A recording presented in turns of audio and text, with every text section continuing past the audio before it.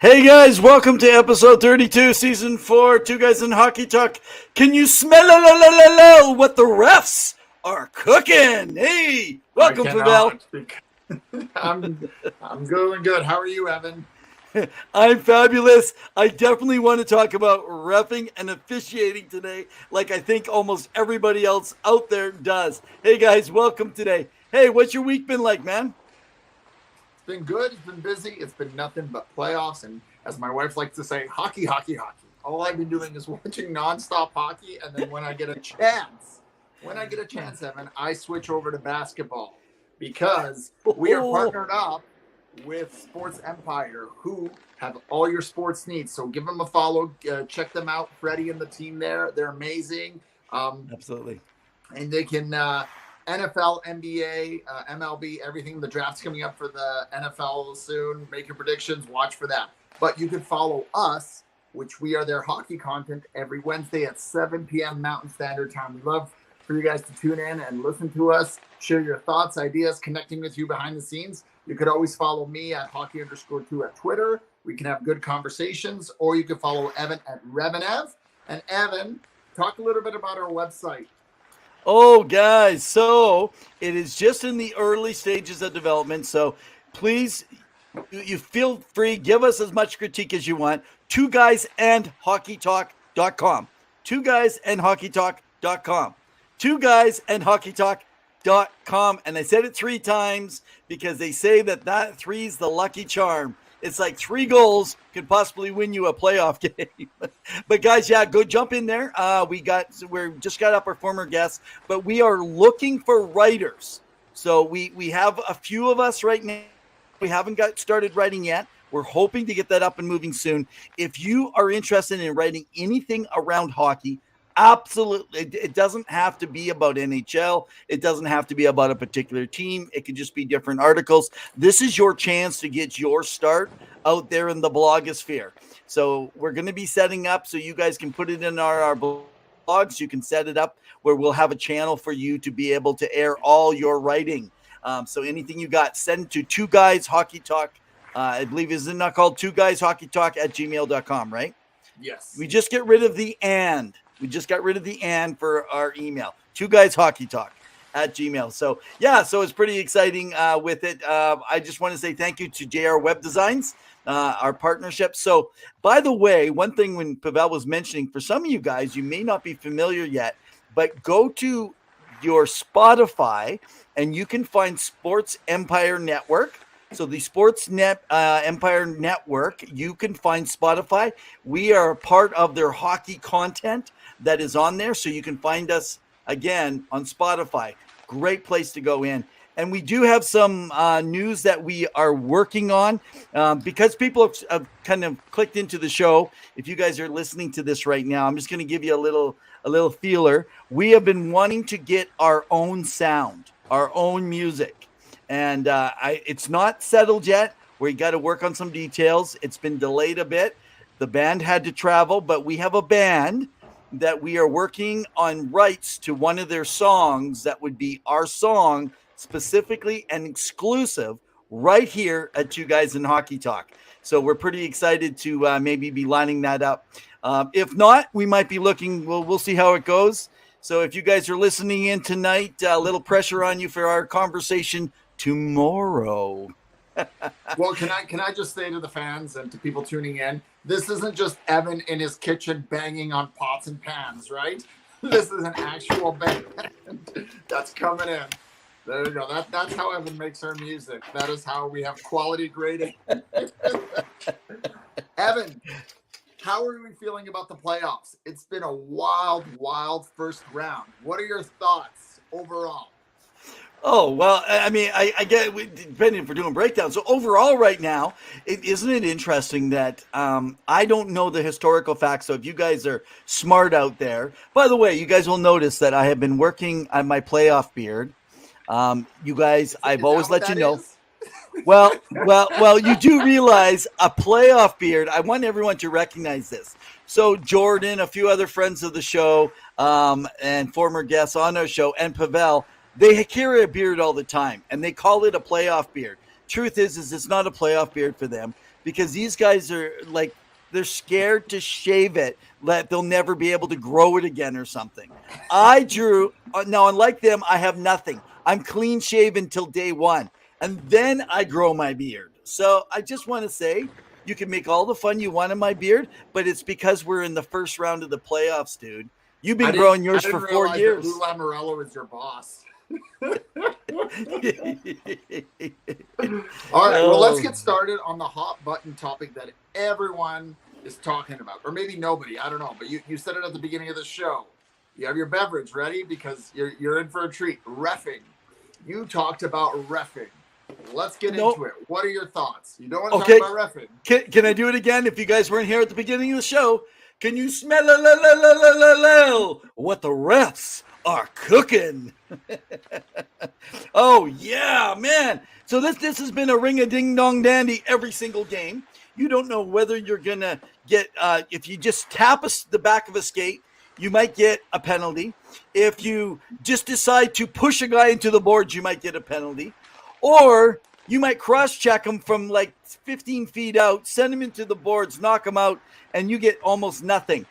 Like, I mean, like, where, and this is in the same bloody game. Come on. Where's the consistency with the reffing? So I really want you guys, if you guys ever follow the 32 Thoughts, the podcast with Elliot Friedman, you got to go back to his Rob Brindamore. Unfortunately, I checked into it. I cannot play it here on ours without getting permission.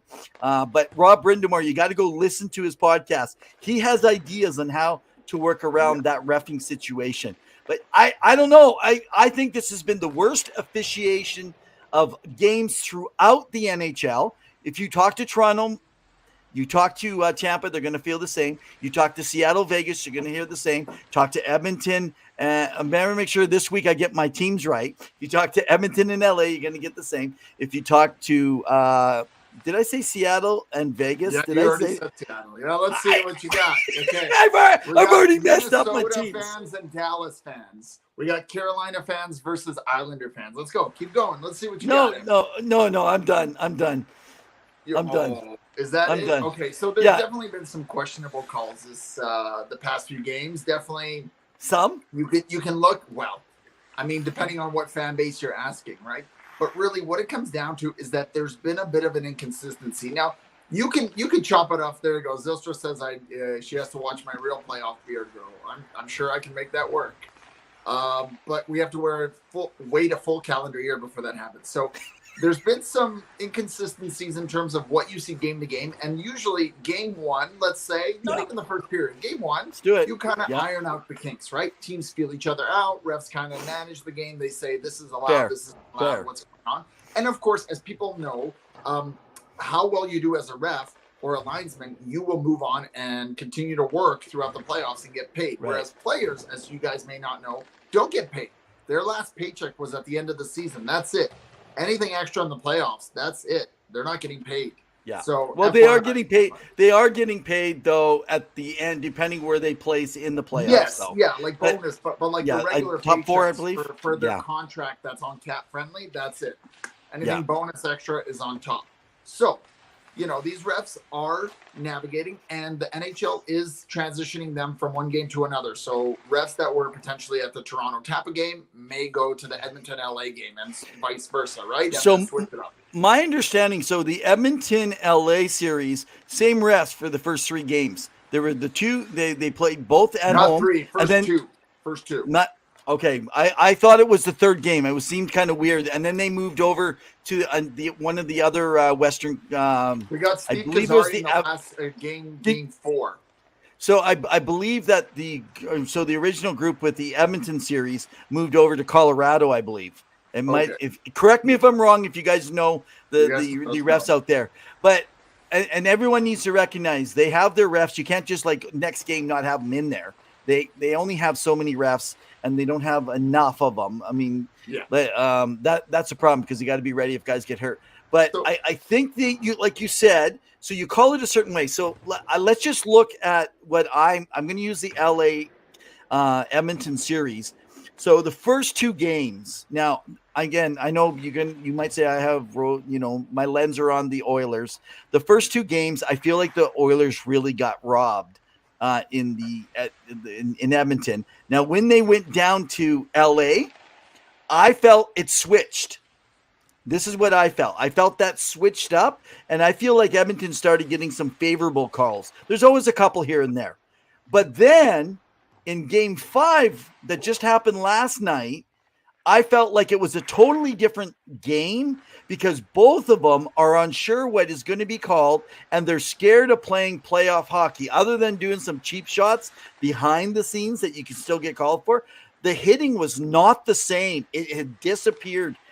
Hence, obviously, that favors the Oilers with all their skill, with it. So I think that they just said, we're not getting drawn into that type of game. But unfortunately, I feel like the refs have kind of made a big problem in some of these series because you don't know what you're going to get from game to game. And I almost wonder if you have the same set of refs for an entire series so that the consistency around. Yeah. That could possibly be it. I mean, so there's a lot of conspiracies going around that, like this ref has this, like the Wes McCauley conspiracy theory, if you want to go down that rabbit hole. Yeah. His history with Sheldon Keefe and everything there. You guys can look that up. I'm not going to justify it here on the show. The thing is, and Jeff Merrick did point this out on 32 Thoughts, as you alluded to earlier, Evan, is that they are the best at their job. They are. Do they make mistakes? Yes. The problem is that B, there's way more eyeballs now on the game than ever before. Not just because, social media, but also because it's the playoffs. People are excited. There's 16 teams left. They're vying for Lord Stanley, and they're trying to compete. Are calls going to get missed?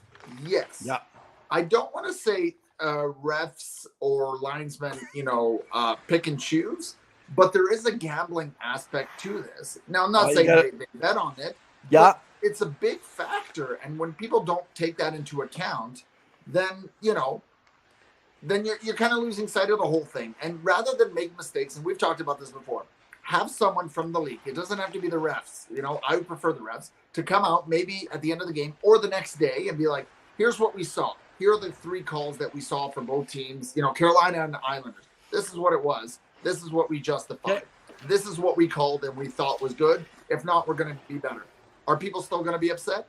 Yes. However, there's going to be an explanation, and fans get to know the game, especially new fans coming into the game, people who are watching us for the first time or watching NHL for the first time, and they're saying, oh, okay, that's what goalie interference is, right? Or that's what a cross-check is, or that's what a clean body check is.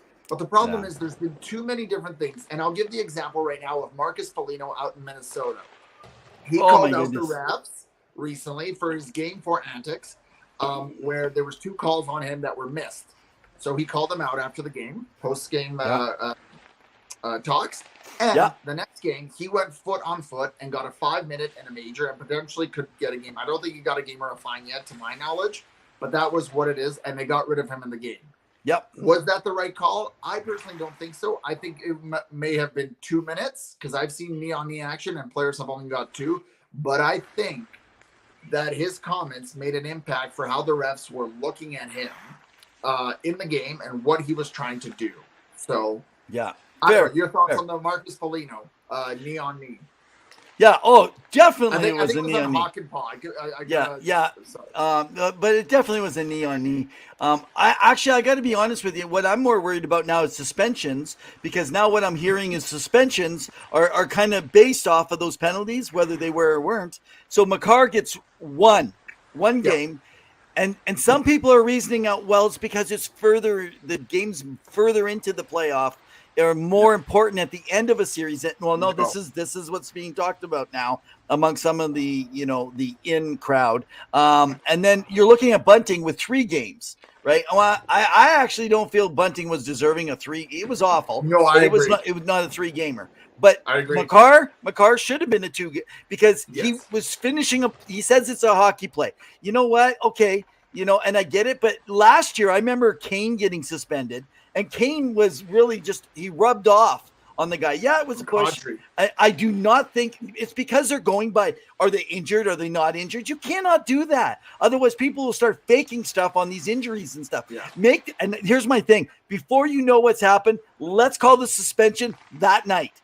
that night, get your butts in gear and let's start making a decision right now. Not you, but like the NHL and or whatever league it is. But let's make the suspensions immediate. Let's not take time to play with it and to talk about it. Let's do it now so that you're not letting all this other influence. It's like voting for who's going to be the MVP of the league when you've already gone halfway through the playoffs, right? It's like they don't do that. They do it earlier so that you don't get a chance to see the playoff, so it doesn't make a bias. I was not a fan of the Makar hit, and anyone that tells me that it was a clean hit, and B, that he didn't hear the whistle is BS. And the reason why is this is one of the best defensemen in the game, if not the best. We can make that argument. He won the Conn Smythe and a Stanley Cup last year. He is an incredible defenseman. And I think that hit on Jeremy was uncalled for and was not necessary, right? But that's the way it is right now. Now, what was the other call? Bunting? I get it. It was a hit or kind of an elbow to the face. Yeah. Not a fan of it. 3 games, that usually equates to 8 or 9 games in the regular season. That is not what that is because other players have gotten less or far more. So I think Bunting should have gotten maybe 2 games, especially since they look at, what is it, like a year and a half, like 18-month history, and he hasn't really had much going on. Now, is he in kind of the doo-doo, as they say, with the refs because of some of the diving that he's done? For sure, and they take that into account. But again, he injured a player, Cernak, and they took into account that Cernak was injured for potentially the series for Tampa Bay, if not for the end of the season if they lose to Toronto. But it's been questionable. I think the Marcus Foligno thing, there was some missed calls. And here's the thing. Refs can go and slide over and say, listen, this is what I saw. This is what's going on. Let's take a look. It's the game is already 3 hours with TV timeouts. Take a pause. Go talk to the bench. Go review it. It's okay. No one's asking. Everyone I ever see on Twitter goes to the extreme. Well, you're just slowing down the game completely, and you're going to be calling every game. Nobody's calling offsides. There's a system for that. No one's calling icings all the time. That's not gonna, that's not gonna be called in review. It's just these specific hit plays. But again, I don't know. Yawn. So no, in fairness, so Zilster put this up. She is driving, so we don't want to bore her. I have a feeling she might not be right now. So anyway, she says enough of officiating. Around it. So hey, Kyle, how you doing, man? Go Bruins, raw, raw, raw. Stick them down the toilet, ha ha ha. No, just joking. Kyle. Okay, so let's take just a moment to kind of come back here to something that I kind of want to look at. Now, the jersey you're wearing, is that your Islander jersey? Yes, it is. The fisherman. Okay, so let's ask the question: should they be throwing in the towel? No, far from it. So they look like they've been dominating. I mean, right now in this series with what's happening with the Islanders, they are in a hole still. Yes. Now, it's not because of the refs. It's not because of anything other than themselves. Yes. It's themselves right now. It's the way that they're playing, right? And they seem to have these energy bursts in what I'm catching of now. I'm not catching all of the games, just so you guys all know. I try to move it around. So every game. I'm catching about 1/3. I'm sorry, I just can't quite keep up. But yeah, so I just find that there's always things that they're doing out there, and some, like even Parise blaming himself. Like, I think sometimes they're just getting hard on themselves, and you can tell it's a confidence thing. But what I hope for the Islanders fans and for the team itself is that at least this series is going to get them a little bit more of a feel as they prep to go into next year. Because I think everyone thought that they're not even going to make this series, but Lou has been able to take them there. So I think the biggest thing in this series, and credit to Carolina for getting up to 3-1 right now, or 3-2, like they really pushed them. 3-2. But you need the big guns in Islanders, specifically Bo Horvat, who was brought in and given that big contract to start producing. Yeah. He has struggled and he has not performed well. Now, granted, similar to Edmonton, Islanders have taken some needless penalties and some, not the best. When Matt Martin sat on Jordan Stahl, I didn't like that. I thought that was a little silly, a little too much. but the team needs to get going. That being said, they've injured a few players already, and Carolina is really depleted. And you would think if they closed it out yesterday in Carolina, they would have been able to rest up a few guys and get ready for whoever's coming up next. But for whatever reason, the Islanders just will not go away. And that is why I thought this series will go to 7. It's hard to pick a winner. I mean, Carolina looks like the front runner, and Antti Raanta hasn't really played. But Varlamov played unreal last night, and that is who needs to get going and have a great save percentage in order for the Islanders to make make an impact. But that's all I'm going to say about that series. Fair. Okay, before we go to the next series, Zil did bring up a quick point here when we talked about earlier waiting to vote. What's your take on the whole thing in Jack Adams? Why they're when they're waiting so long? Well, it makes sense. It builds up anticipation. Yep. But the problem is I agree that the awards should be known at the end of the regular season. Before the playoff. Before the first playoff game. That's what you're judging the team on.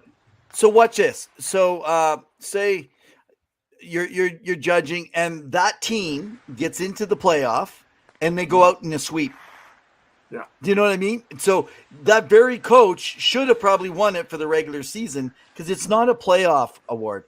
But that brings me to an interesting question. And I don't know if anyone else out there has been thinking about this before, but why is there nothing for a coach in the playoffs? You have these different awards that you get for playoffs. Should they not be making extra awards? I kind of feel maybe, you know how there's all this thing, do you get like a Bobby Orr trophy and not just a Norris trophy? And well, maybe Bobby Orr should be for the playoffs considering how often he was there. Like for a defenseman. So you have a defenseman and all around, like you can't smile. I don't know. It might kind of add some little mystique to it. That's just a side note. Yeah, I think the NHL could definitely expand its awards. Definitely one. But I mean, essentially, Lord Stanley is what people are fighting for. And that's what makes the biggest impact, right? And so, the focus, right? And again, like, you know, I'm sure players appreciate the accolades that they gain, you know, but they want to win the Stanley Cup. That's their ultimate goal. So it's definitely food for thought. I mean, I don't know if the NHL ever will pick up our phone and listen to us and our silly ideas, but you know, we'll do our best. Now, I want to talk a little bit, Evan, about the Rangers/Devils, because you thought, or maybe I thought, the Devils or the Rangers had this in a bag. We thought they were going to just roll over, steam over. And Ray, if you're tuning in, I'm sure you're loving seeing them win 2 games in New York in Madison Square. Wow. Given how you were posting that, get off the golf clubs because the season is over. And yet here we have a 2-2 series. And even though you have so much firepower and so much elite talent on the Rangers, your thoughts, Evan, on the series? Yeah, I got to be honest, though. I feel like what's happened is the Rangers have taken a whole different approach to this. It's like they're playing regular season hockey, and they're playing perimeter hockey now. It was interesting. They pushed it, but they won by pure skill. And the coaching, I think there's something in the coaching with over in Jersey. So when they went into Madison Square Garden, that's a hard place to win, especially at playoff, considering what they were last year. I'm really worried about the chemistry makeup to see them lose 2 straight games at home in Manhattan. Like, I mean, so I think unless they're going to start hitting, unless they're going to start grinding the game a little bit more, they're relying way too much on Shesterkin. He is having to be the reason that they even have a chance in this. And so I am intrigued. I think this is more on the Rangers than it is, and I'm sorry, Ray, if you're following, but I don't feel like this is indicative of how good they're playing. I think this is indicative of how bad the Rangers are playing, that they're not playing the playoff game. And if Jim was around anymore, if he ever listened, I think that he would think the same. They're just not playing the Ranger game right now, and they're going to have to change it. But I'm still going back to the Rangers, and I'm still taking the Rangers in 7. Well, fair. Yeah. So I mean, there hasn't been a sweep yet. It can't be anymore. But I agree with you. I think the big boys need to get going, whether it's Tarasenko or Zibanejad. Kane too. You know, Kreider's been scoring a few here and there, but you need your top 6 guys contributing and going. I'm going to say Adam Fox is having one of the quietest but the most impactful games ever. And that is a man who, again, would be on my ballot for Norris, just because of how impactful he has been, not only in the regular season, but in the playoffs. Wow. So good for him, because he's up there in points and he's making an impact. Absolutely. For New Jersey, the experience, like Seattle, we'll talk to Seattle next, but like Seattle, New Jersey has no expectations. So this is very helpful for them as a team to grow. Granted, their goaltending changed up a bit, so that's a bonus, but it helps, right? And again, when Jack Hughes is firing on all cylinders, your team is going to succeed. So, that's true. So let's go there. McCann, Jared McCann's out. Is this fair? McCann, is he out? Yes. No, I know he's out. I'm being facetious here. And I mean, he's their top goal scorer. Yeah. And but that team scores by committee. So, but he got over 40 goals this year. Out. So there's been some reports. We'll report it once we know more. There's been some personal issues. He stepped away from the game right now, and they're dealing with that. We don't know all the details, but I know it's a personal reason. So he's away from the game. You still don't have Landeskog. Makar is now he's out for the yeah. You have McKinnon taking the team on his shoulders and really just playing unreal. But Georgiev has struggled. He hasn't been that good. And then you have Grubauer on the other side trying to prove that Colorado shouldn't have got rid of him, because he has I think it's 921 or 920 save percentage right now in that series. So he is playing lights out after having a really subpar, as you talked about it, season. Tonight is game 5 back in Colorado. What do you got, Evan? Do they win? What can Colorado do? Everyone talked about a sweep here. This was the most obvious sweep, right? Doesn't look that way. Yeah, well, and if Seattle's going to have a chance, they got to win tonight.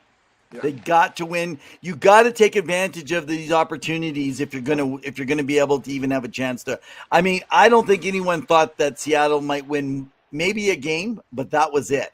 Now that they got 2 games, if they can go ahead and grab that third elusive game, could you imagine Colorado's got to take the next 2 and one's going to be in Seattle? I mean, what I got to say is this is a win-win for Seattle Kraken fans. Second year in the league, you're getting a chance to come in. You are seeing things being done that are not often done by committee. This is definitely reminds me of the Montreal Canadiens when they got over to the Cup, because they make this run that wasn't expected, and they're able. Now, I'm not saying they're on a Cup run, but I'm just saying they took their team. This isn't Vegas of 5 years ago. No, I mean they Price got them there, but I mean we're talking again. You're taking a bunch of some of these guys were misfits. They were guys that they're just unloading some contracts. There's guys I doubted if some of these guys would like.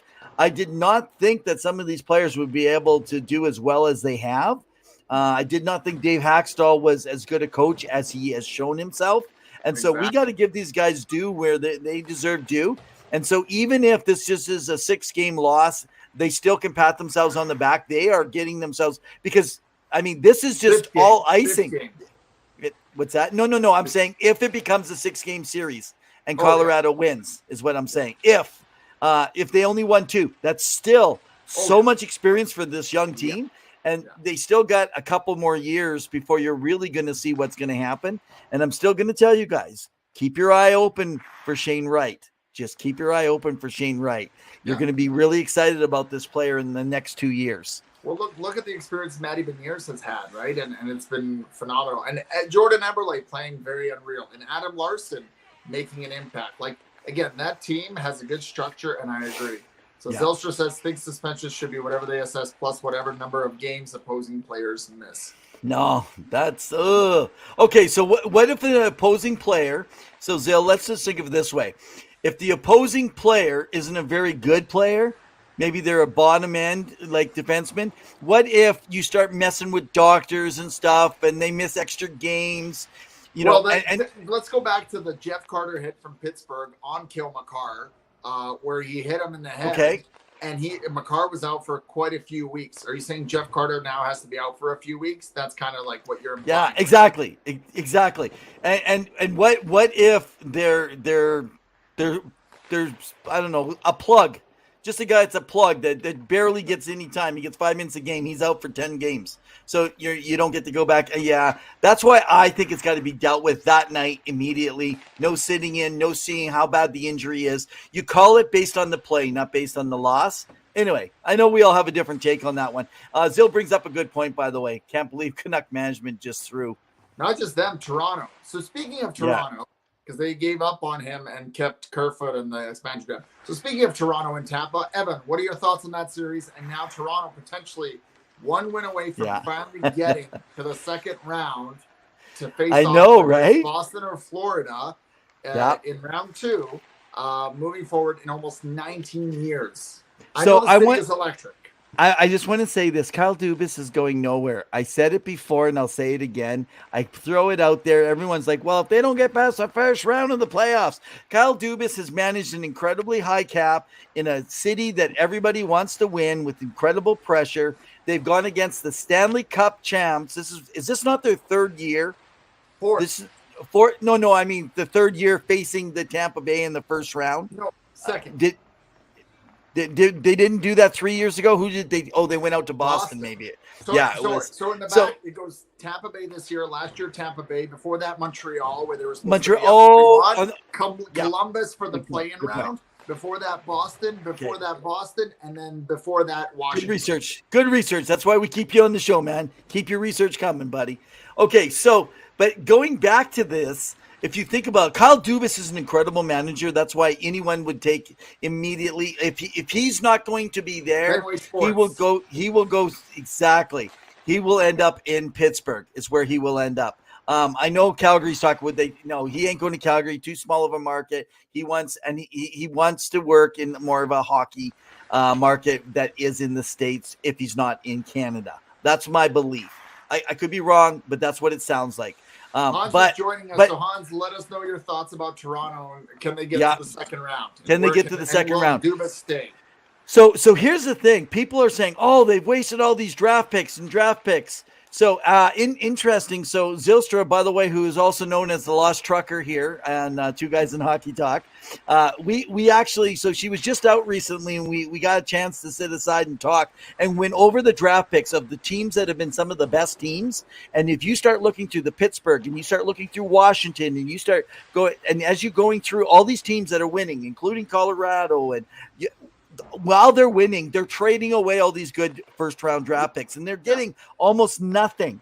Now, Toronto isn't getting a lot. You're talking about that, but they have a lot on the ice, and they're giving it. They can't always predict what's going on. They're getting some of the best players at the trade deadlines, and I said it when it happened. I was shocked they got him, but they got ROR. When they got Ryan O'Reilly, that was the difference maker, in my opinion. I will say that I was debating if they could get out of the first round because just of the confidence, the mindset. Now, absolutely. If they get out of this round, which I believe they will, not a problem. I think that they are going to be definitely very potentially taking it right to the end, right to the cup. And look at Ryan O'Reilly when he's your second top scorer in the play, like Marner's performing. Yeah. He's got called out in years past.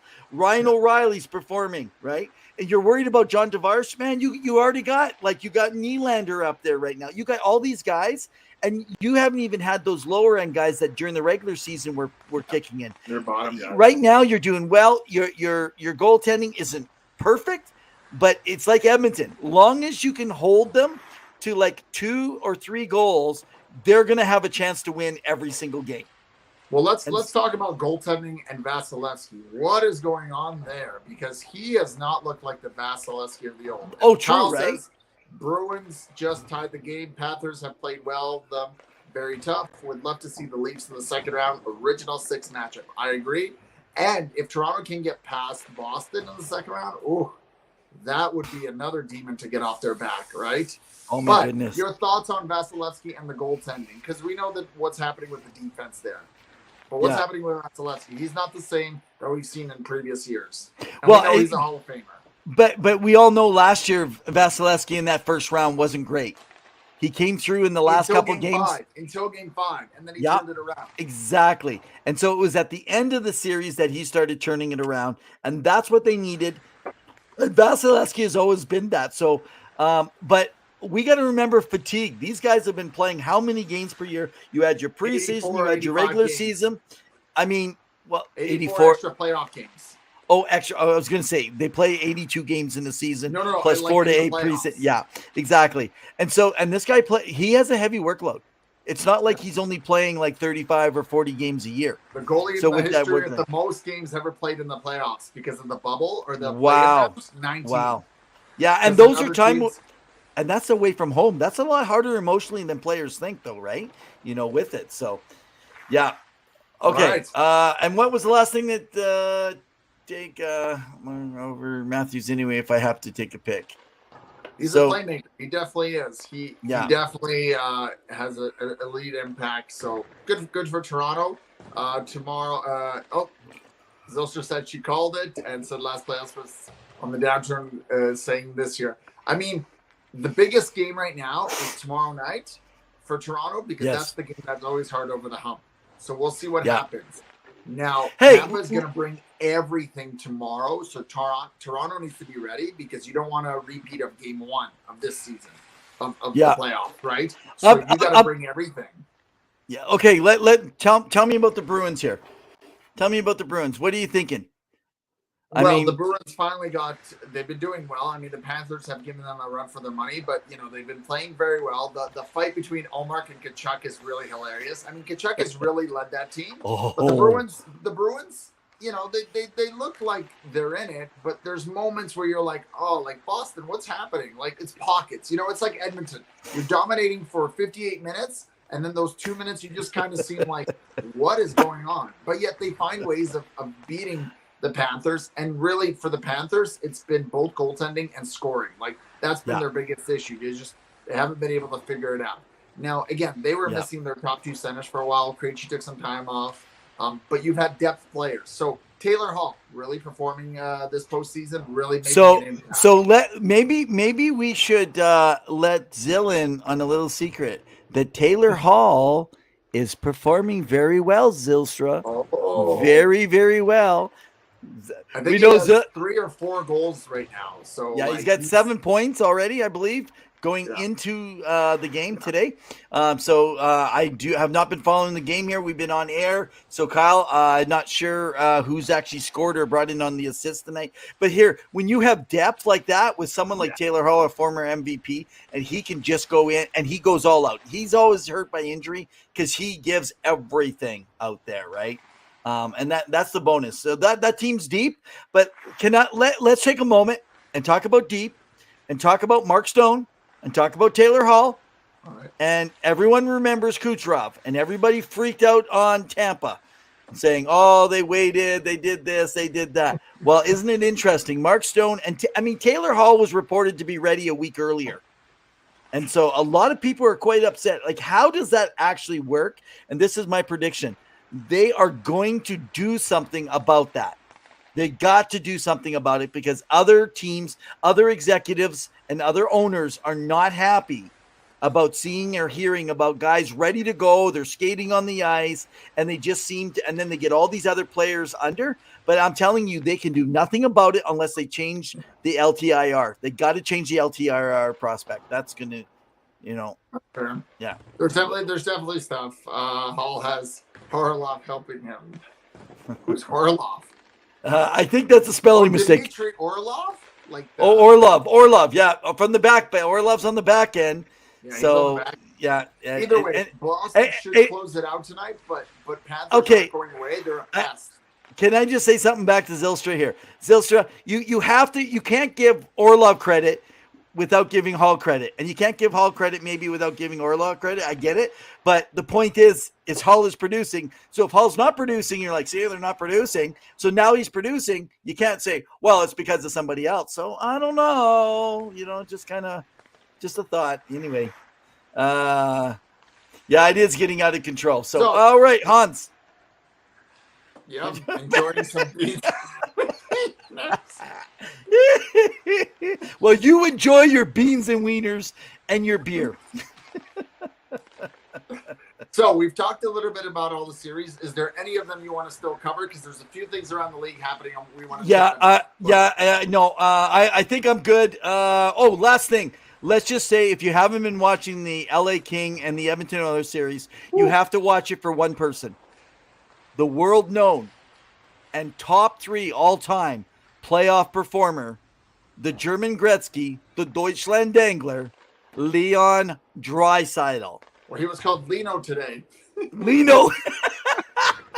No, but I mean, this guy is a beast when it comes, and it dates back to his 2017 early season in, which got him a bigger contract than he deserved, but no one saw him going like supernova, that he would be Super Saiyan. With super what?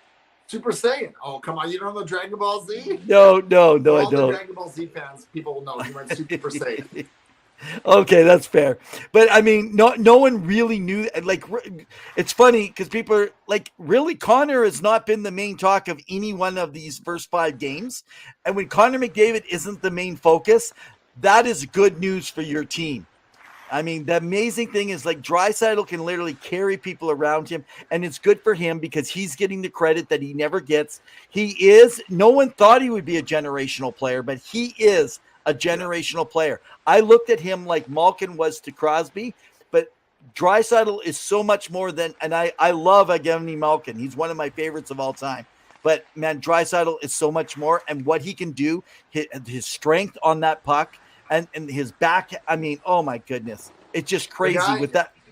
Yeah. The guy can perform, and he was built for the playoffs, and he's shown why. I think they were saying that what's it called? He was one of he's been on for almost all the goals that Edmonton has scored this series thus far, right? Yeah. And Zostra saying best first round. I always love the first round. I think the first round is so fun because it's so unpredictable, and you never know what could happen. Again, you start from 0-0, and that's what I love. So it's been fun. Good for them. Last week, I meant to get to some stuff, so I want to update people really quickly on right now. Yes, there's the NHL, but you guys need to know that because of the playoffs, we're going to give a lot of attention. But I do want to take just a couple moments just to refer back. And I am not a proponent of war. I am not happy with what's going on. That's really sad. But I am a proponent of hockey.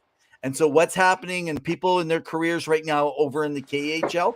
So I wanted to just bring mention because a lot of people have no clue what's going on right now over in the KHL. So guys, Akbars and CSKA are actually the 2 front runners. They're now at 3 games apiece, ready for a final game to see who takes. I think they call it the Gregorian Cup. Correct me if Patrick or some others are out there.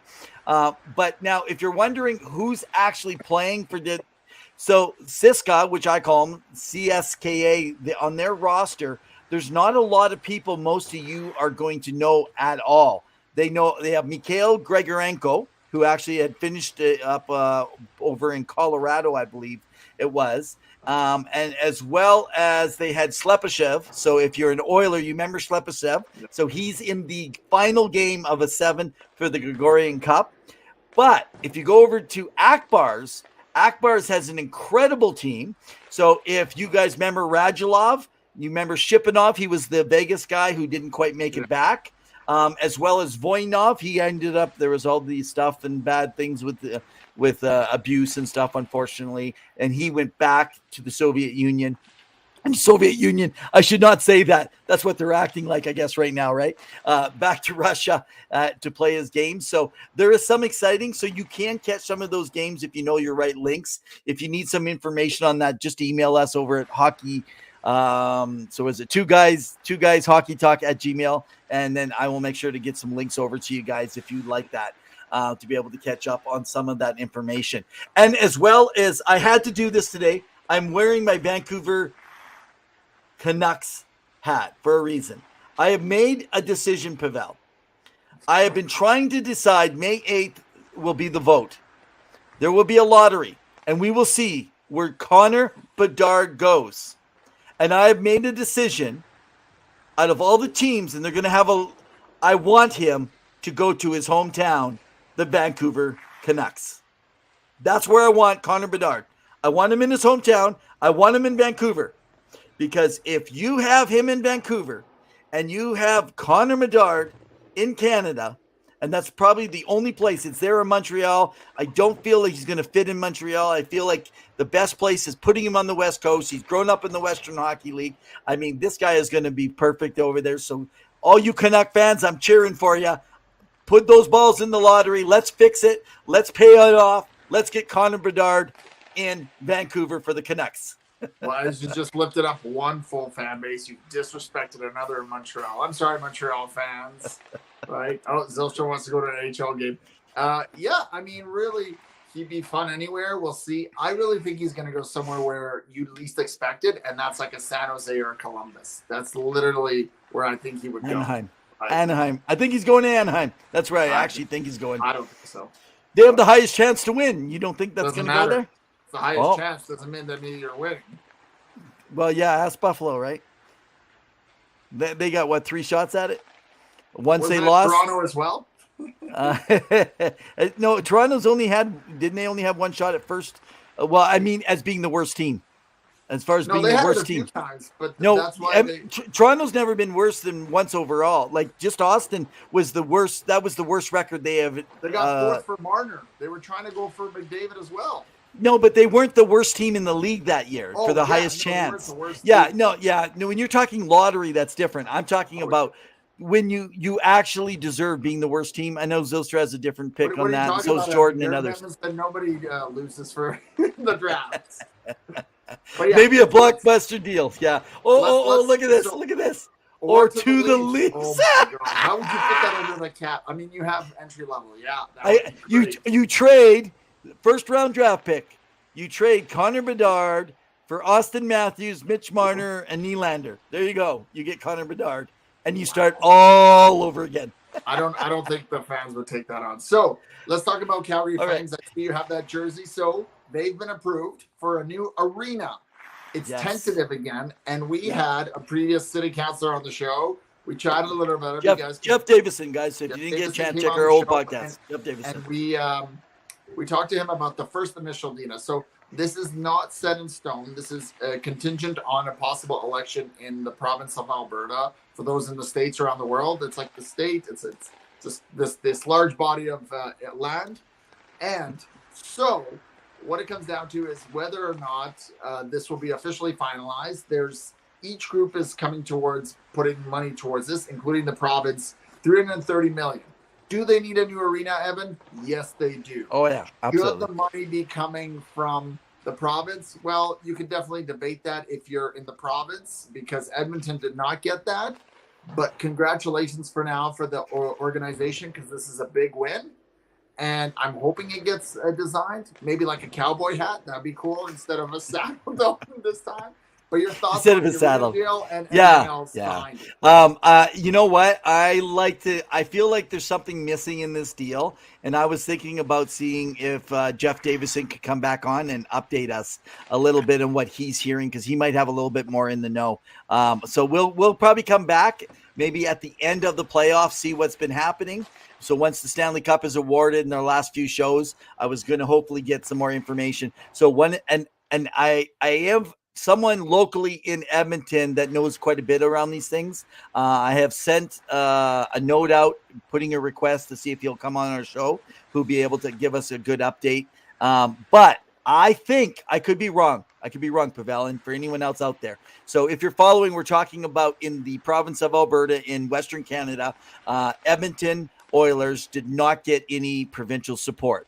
It was city and private, built around that, and luxury taxes, not luxury, but revenue taxes, levy taxes, they called it. But this one, they're saying 330. This is my understanding, though, looking behind the scenes a little bit more. There was money that was not mentioned in the deal in Edmonton that went into some of the infrastructure early on. And so there was more money that went into the arena that's not acknowledged in that original deal.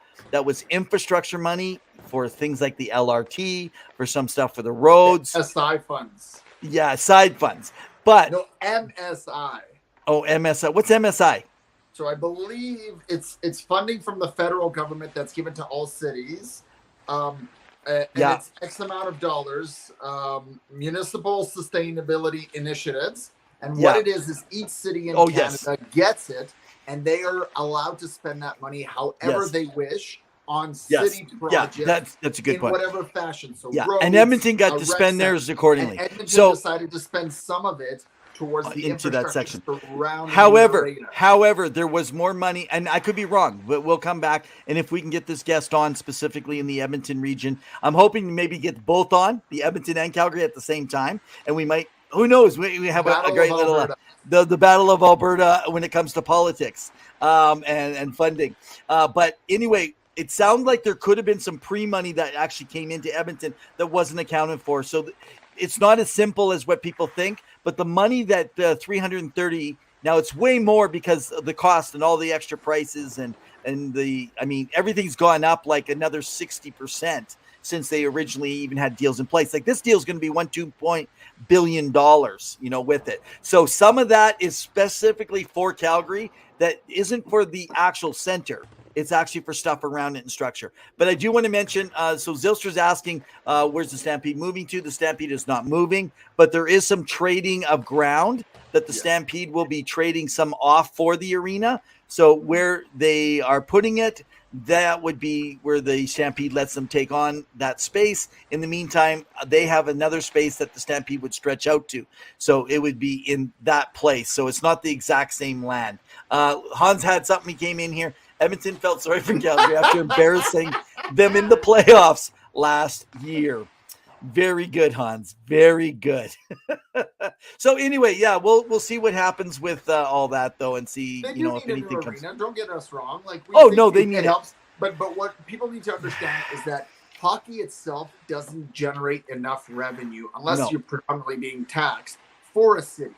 Which is why if you look at the complex in Arizona that they're working on in Tempe, as well as in Ottawa, when they're trying to move the arena more centralized back downtown in the courts, because they're building amenities around it. So shops, restaurant, businesses, apartment complexes. That is additional revenue that goes back into the city. Hockey itself doesn't bring that extra revenue in, right? I mean, concerts have that extra funding that comes around. But again, all these extra amenities are needed. Yeah. So people need to understand it's more complex than that. It's not just, we put a hockey team there. And the city of Calgary needs to understand, or people need to understand that, we shouldn't be giving money to billionaires, et cetera. And I agree. The owner is worth quite a bit of money. I think $2.5 billion, like quite a bit. But the challenge is do you want to be the politician known as that team leaving? And we've had examples of teams leave. In Atlanta, they've left, right? The Minnesota North Stars have left, right? So teams do leave when there's not enough proper funding or good ownership. And there's issues with or partnerships with other stakeholders, such as the city, such as groups that are around that area. That. So it's a balance, right? So you have to understand that it's a complex issue and it's not going to be resolved. Yeah. And Edmonton has benefited from having an arena downtown. Absolutely. And it has attracted a lot more things downtown and brought business. Go ahead. And might I say, and both of us have experienced this, what I heard is all because of getting across the river, getting out from downtown, you name it. So let me give everyone an example. You have 18,000 fans in the arena. Outside, you have another 2,000 to 3,000 fans that are in what we call the moss pit, plus in the ice district, plus over to the side, they had Brett Kissel. This is on opening night, okay? They have Brett Kissel with about another 1,000 fans over there. So you have 18, 19, 20, 21, 22, maybe another 2,000 people hanging out around downtown. So you have about 24, 25,000 fans downtown Edmonton that excluding bars, restaurants, people at Okay, and that's where I was throwing in a couple thousand around. But anyway, getting out from downtown, it takes me 10 because I live on the outside suburbs. I go through the downtown valley outside, and honestly, yes, it takes 10 to 15 minutes. But the old location took 10 to 15 minutes to get out when I'm stuck in people's driveways and I got to wait for someone to come move their car after I paid $20 in the backyard. And that was on the outside of town. So this has not been as big a deal as people think about getting out from downtown. They didn't really change a whole lot. The bridge they already had were already in place. And so it is not a big deal, and people are fine with it. And they've also, because of having the LRT, which is what we would call our local subway or trains for people, it's not as bad of a deal. And that's why Calgary will not be a problem either, and they want to keep it down there, and stuff. So let me just say one last thing, and we're going to have to call it a wrap. So get ready for your last thought. This is my last thought. Okay. I believe that hockey does actually sell building arenas for hockey in Canada. And here's why. I believe that if Edmonton or Calgary or even Vancouver or Toronto or Montreal, we're talking the main centers here now, if they do not have hockey, they do not attract a lot of the tourism that they're able to get, and the people that say this is a big league city. I believe it would have. Now they're going to move around, but you're not going to get some of those, even American dollars. Like we get people now that are fans that travel from other parts of the U.S. up into Canada because of these places with it. So I do believe in Canada, it makes more sense. In the States, it's only in high metro places that are predominantly been about hockey. If you take, for example, an arena and hockey out of Pittsburgh, I know they got a lot going on when it comes to their football, but they don't have a lot going on and I apologize, guys, when it comes to basketball. Basketball, not basketball. They're not in basketball. I mean, excuse me, the Pirates, right? The Pirates have been almost non-existent for so long. Unless the NBA has brought a Pittsburgh team in I didn't know about, by the way. With it. So anyway, I do think sometimes the arenas with hockey, but you can't just have hockey. You have to have other stuff that's going around. So, and I do want to make one mention here. So Zill, because she spends a lot of time down there, she thinks the Tempe vote will fall short. And there's been stuff about people vandalizing signs and a whole bunch of stuff going on. It's a poop show, man. Last thoughts. We got to call it a wrap. I'm going to say that Calgary deserves an arena because they have some of the most passionate fans in the NHL, and they love their team and they want their team to succeed. And apart from this year struggling to make the playoffs, they're a good, solid team. And I know Brad Treliving stepped away, but that ownership believes in that. Gary Bettman believes in Calgary, and they're going to continue to make it work because, again, the Atlanta Flames moved over there, and they have worked ever since. They have that one cup in '89, and they have a good, rich history. So I think it's deserving. Again, I don't agree with billionaires getting handouts. I agree. There's other ways. But you have to look at it as how does it benefit the community? And there's a lot of foundations that the Calgary Flames organization does. And that's what I like to see. And I also want to just kind of mention, because I know it was brought up between the LA and Edmonton game, a little bit of a minor controversy with some spitting happening with some fans between LA and an Edmonton fan, a young Edmonton girl fan.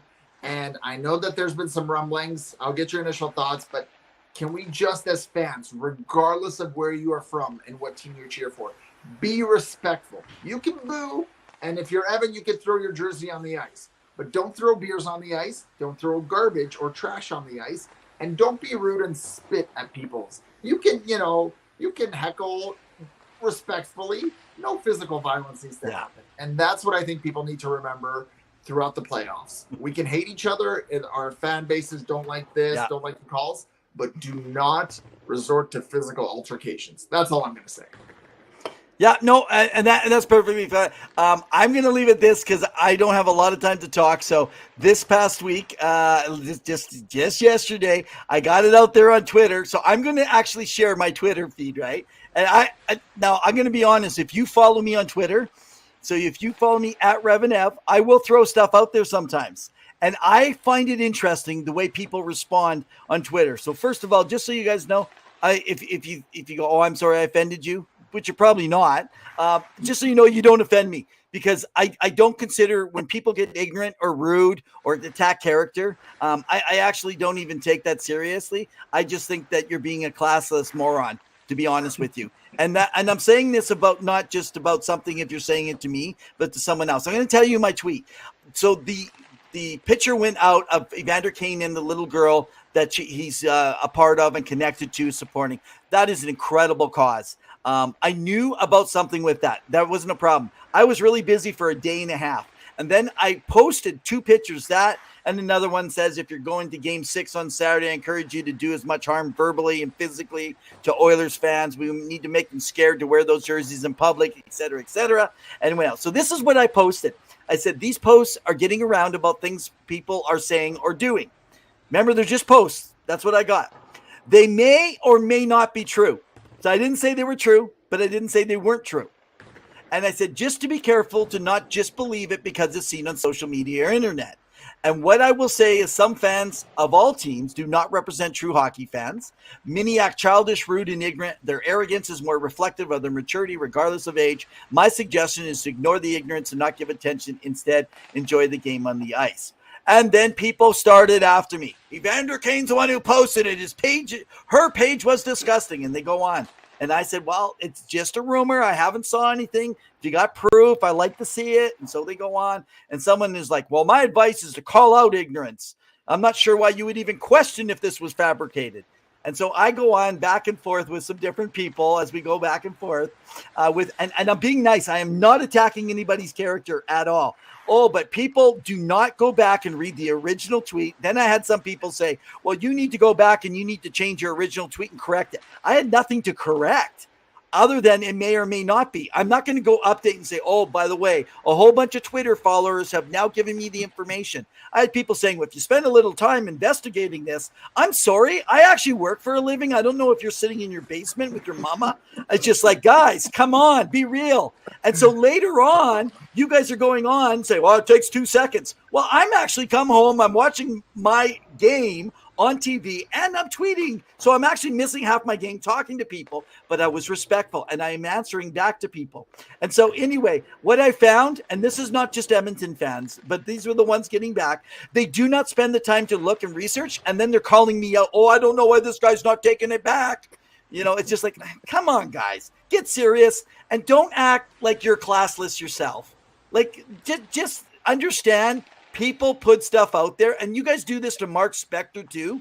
You know, I get it. Sometimes he's got stupid tweets you guys don't like, but don't start going on and attacking people's character. The only time I get going, how many people were freaking out at Evander Kane? Now he's their hero. It's just like the same people. And by the way, I know I've actually got some of your tweets. I saw the tweets on how you thought he was a wife beater, blah, blah, blah. And now you're protecting him. Yeah, you should be protecting him, and that's good. And by the way, thanks, Pavel, for doing the research, pulling up the issue. I wasn't sure if I was going to talk because it takes a little bit of time, and I put us into overtime. But I just want people to recognize. Yeah, go ahead. I just want people to recognize that I am not going to just say, yes, it's true, because you know how many memes I believed that actually had a picture and something was on it? It happened to be on his Instagram story, not on his Instagram page. It was simple. It just takes time, and not all of us sit on our little Twitter feed 24 hours a day. So that's my take. Well, we've talked about it on the show before that, you know, you have to take some time, let things digest. Don't just, you know, give in to clickbait and stuff like that. Yeah. But what the moral of the story that I heard is that if you guys want to tell Evan that his second rant tonight was wrong and you're not tuning in every Wednesday at 7 p.m. Mountain Standard Time, you go follow him at Revan_Ev and you talk to him and you tell him how wrong he is about everything and that you will give him the facts and that he can say all your tweets. But he needs you to follow him first in order to know and verify that. That's the follow me and then unfollow me. That's okay. Exactly. That's fun. This is how it works. Yeah. So hey, and guys, we need more of you. We got to go follow Pavel at hockey_2 because we need to get to 100, and we need one of you guys to be on our show before the end of the year. So go follow him if you're on Twitter. And you can join in with him as he beats up on me. All right. It's been another ring-a-ding-a-ding-dong dandy. And so, as we say always, in the meantime and in between time, keep your sticks on the ice, stay safe, and your head up.